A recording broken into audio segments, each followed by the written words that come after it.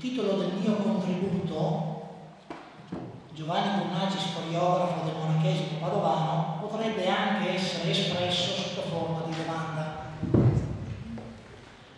Non solo per il fatto che Brunacci è comunemente riconosciuto come il primo più autorevole storiografo della Chiesa padovana, ma perché egli stesso, pur dedicando alla storia religiosa della diocesi nel Medioevo gran parte della sua esistenza di studioso, in realtà non si considerò mai solo uno storico della Chiesa, e meno ancora uno storico del monachesimo, ma piuttosto uno storico tout court, alla stregua di Muratori e di altri grandi eruditi del suo tempo, di cui certo non si sentiva inferiore. Ciò non toglie che di fatto le sue opere, per il largo spazio dedicato a tematiche concernenti il cenobitismo padovano, rendano più che mai giustificato il quesito proposto. Se egli possa cioè essere considerato in senso stretto anche uno storiografo del monachesimo, se non addirittura il precursore o il fondatore della storiografia monastica padovana.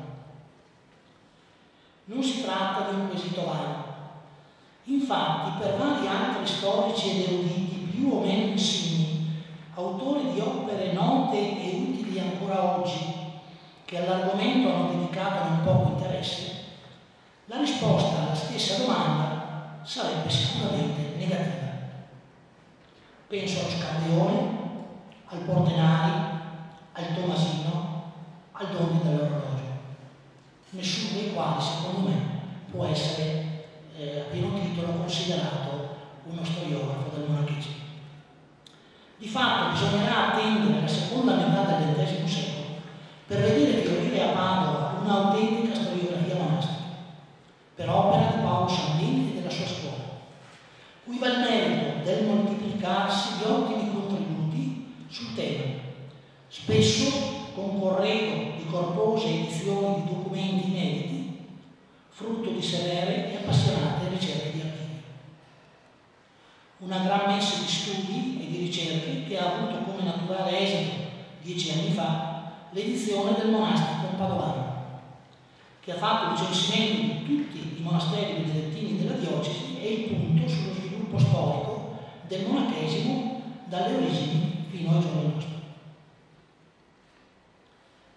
Il primo punto su cui focalizzare la nostra attenzione non può che essere l'archivio, o meglio gli archivi dei monasteri in cui Brunacci maturò in larga misura il proprio genio di ricercatore e di critico e affinò le proprie competenze di paleografo e diplomatista. L'inizio della sua attività di studioso si può collocare nel 1734, anno cruciale nel quale si verificarono per lui 3 eventi determinanti.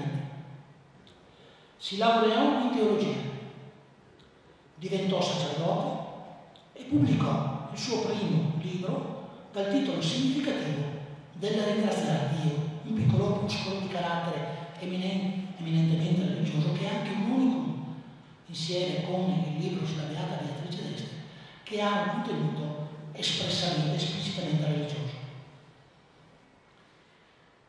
Il libro della Beata Beatrice d'Este, dico subito, ha un tono anche religioso, ma dove l'erudizione è assolutamente prevalente. Qui invece abbiamo un opuscolo raro perché è religioso. E basta.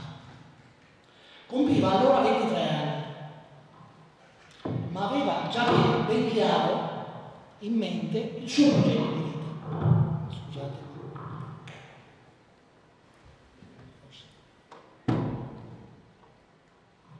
Il suo progetto di vita. A determinare le sue scelte di studioso contribuirono senza dubbio il magistero del domenicano Giacomo Giacinto Serrano, suo professore di teologia all'Università di Padova, di orientamento filo-giansenista, e il metodo storico muratoriano di cui fu sempre un convinto seguace. Da entrambi questi versanti gli veniva predicato il massimo rispetto per le fonti e la necessità di accostandole con rigore e di servirsene con intelligente cautela. Della sua frequentazione documentazione degli archivi costituisce testimonianza viva il codice diplomatico padovano, da lui compilato in molti anni di indefesso lavoro. Fra il 1738 e il 1745 frequentò una settantina di archivi di Padova e delle città vicine, metà delle quali appartenenti a monasteri, visionando e copiando una quantità sterminata di documenti. Nel 1745 egli doveva avere in buona parte già completato le sue ricerche in quasi tutti i più importanti monasteri padovani, non solo in quelli maschili di Santa Giustina e di Praga, ma anche in molti di quelli femminili più antichi e prestigiosi, come Sant'Agata, San Benedetto Vecchio, San Pietro, Santo Stefano. Col mondo monastico mantenne sempre un buon rapporto, anche se non mancò qualche momento di tensione. Ebbe fra i monaci diversi amici fedeli, sia a Santa Giustina che a Praga, e soprattutto a Venezia, dove poteva contare sulla stima e l'appoggio degli eruditi camaldolesi di San Michele di Murano, come è stato più volte ricordato. Si sa che talvolta riusciva ad ottenere il privilegio di portarsi a casa i documenti e i registri da copiare, come avvenne per gli archivi di Monselice, setacciati per una ricerca sul cardinale canonico padovano Simone Balcanieri, di cui pure si è parlato. Ma è probabile che questo trattamento privilegiato, riservatogli nella sua terra d'origine, sia stato del tutto eccezionale, visto che non si hanno testimonianze di ulteriori analoghe esperienze per i molti fondi di Padova e di altre città. È dunque molto più probabile e verosimile che egli si recasse personalmente presso i singoli monasteri, concordando di volta in volta con abati e badesse i tempi e le modalità per la conduzione del suo paziente lavoro di ricerca, di lettura e di trascrizione dei documenti. Forse è in questo contesto che va intesa una sua frase del 1749, presente nel carteggio col Costadoni, laddove scrive: 1000 seccaggini mi ritardano gli archivi. Tanto più se si tiene conto che per i monasteri femminili egli doveva oltretutto superare gli speciali vincoli posti dalla clausura. Tali seccaggini gli avranno forse fatto rimpiangere l'esperienza nonsevicense di alcuni anni prima, tanto più felice ed agevole, e fatto forse ripensare al duro giudizio che, scrivendo al Muratori il 12 marzo 1745, aveva dato della sua città natale. Fui a Este, fui a Vicenza, fui al mio tristo Monselice, per occasione d'archivio. Il Brunacci era noto, come si è detto ripetutamente, per il suo carattere difficile, con cui si misuravano non solo i numerosi avversari, ma anche gli amici più fedeli, che certo non gli mancarono mai. Aveva un'intelligenza lucida, sorretta da una memoria di ferro, e un'incontenibile passione per il recupero delle memorie storiche di qualsiasi tipo. Lapidi, monete, codici, pergamene, sigilli e documenti antichi di ogni genere che lo spinsero a trascorrere molti anni della sua vita negli archivi, dove trovava l'ambiente a lui più congeniale.